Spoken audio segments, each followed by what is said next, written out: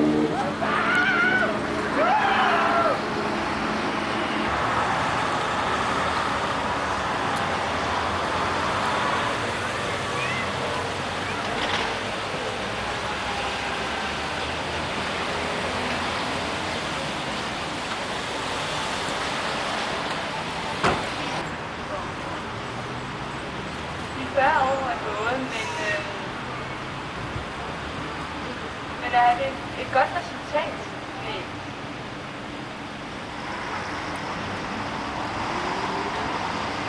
Det er måske lidt godt at sige, at Danmarks Radio, og det er visuelt. Television. Men i dag er det stadig dårligt for os.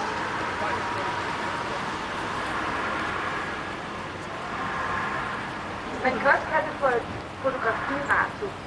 Hvorfor? Jo, fordi det er ligesom at bevare en hel masse billeder, der kommer ind i hovedet. Og for nylig blev revolutionen i Rusland.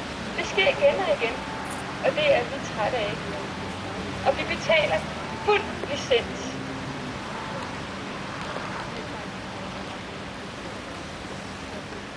Vi betaler for fjernsyn og for radio. Vi har lavet en undersøgelse, som siger, at kun 4% af de forskellige programmer har vi udbyttet af. Resten, det vil sige 96. TV-avisen skal tages ud. eller også skal der indsættes et tegnsprogstolkning. Vi kan se i andre lande, og med det resultat, at arbejdsløsheden blandt døve er meget høj. Vi sakker længere og længere bagud på grund af den manglende information. Og jeg er meget bange for den udvikling, at det kan give mange personlige og kulturelle ødelæggelser i døvegruppen. Og i de sådan, når man sidder ved fjernsynet, så spørger man far eller mor, vil du ikke godt lige fortælle mig, hvad de siger? Men de voksne eller søskende, de bliver lige optaget af, hvad sker der på skærmen, og siger det lige om lidt, så skal I nok få at vide, hvad det er, de siger. Men det er meget spændende, og det er meget interessant. Så tekster. I dag er det muligt at sætte tekster på, sådan så... Jeg skal faktisk til kort her om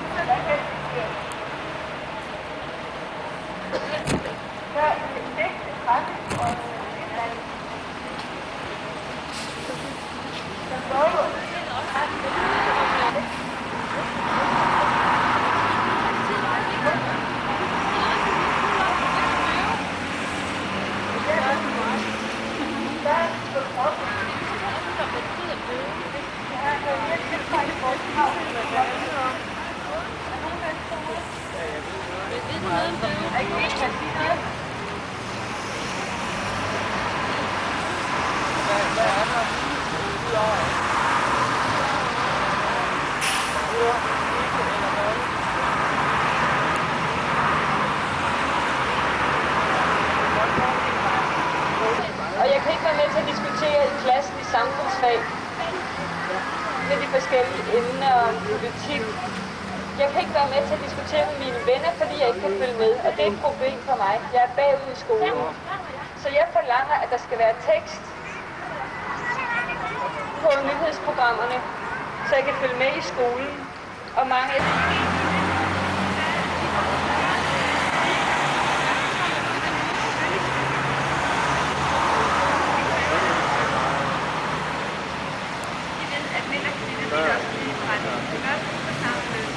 Jeg ved, jeg føler det. Kvinder har krævet det samme. Eller løgn. Det er rigtigt. Hvad med de døve? Selvfølgelig går de det samme. Jeg tror, jeg kan sætte mig ind i den situation. Men hvad med fjernsyn? Derudover. Er det ikke krav til lige og ligestilling? Tak skal du have.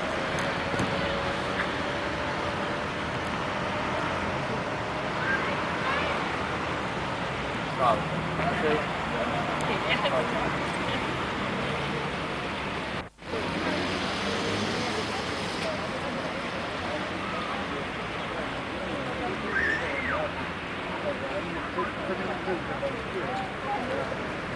Ja, det er Vejle. Danmarks Radio ikke tænker på os.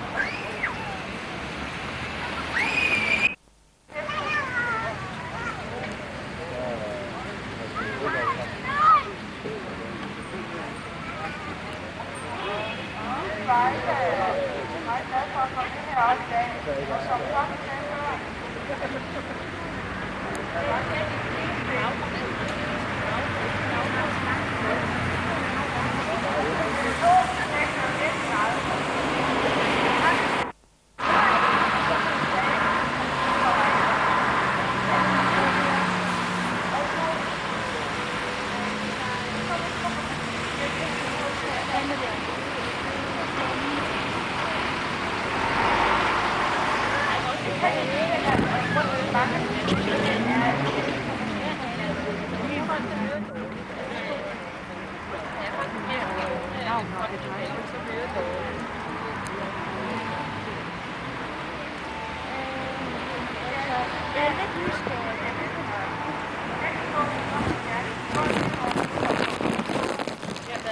Hvorfor det giver nej,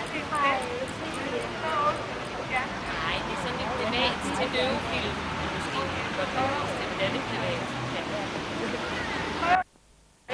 TV og hørt i udtalelser, så er jeg sikker på, at der også vil have været et rammeskrig fra Derfor kan jeg helt støtte op omkring, at der er flere ting, der skal tekste, og helst i hele. Tak.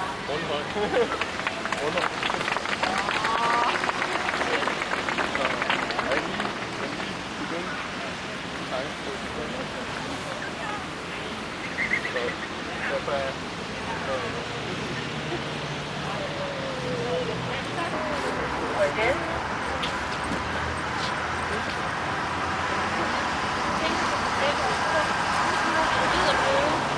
Det er hver fredag i TV2. Der melder Vason 2. Der er underholdning. Vi forstår ikke noget af det. På folk tolket en gang imellem, og det lyder meget spændende. Diskussionen også. For eksempel narkomaner, alkoholikere. Men vi forstår det ikke. Så får de forklare, at det ville være rart, hvis det var tekst. Alle døve har behov for tekst. Og høre telefonen. Der er ikke andet. Og gøre slap. Det er jo en stor hjælp. Vi kan se, hvor farligt det er for os. Det er hen over hovedet på os. De forstår ikke engang.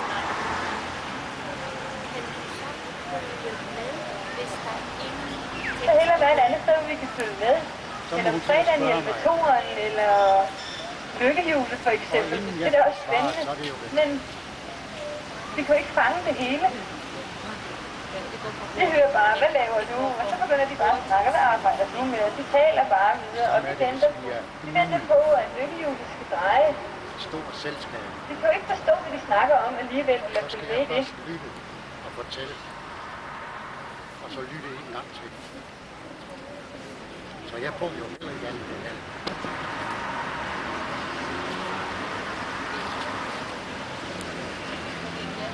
Så kommer du også ligesom lidt udenfor. Gør jeg jo. Eller også så. Så det betaler de selv. 742 kroner er det rigtigt. Det betaler vi alle sammen. Ja, det var godt. Det gør hørende også. De betaler også 742 kroner.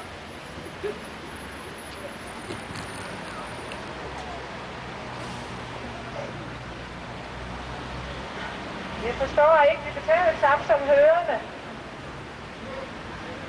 Vi får ikke noget ud af det, for eksempel TV-avis. Så jeg foreslår, at vi skulle betale det halve. Når så vi får tekstet nyheder, så vil vi betale det samme som de hørende, 742. Jeg bliver det som alt. Så har vi mig alle.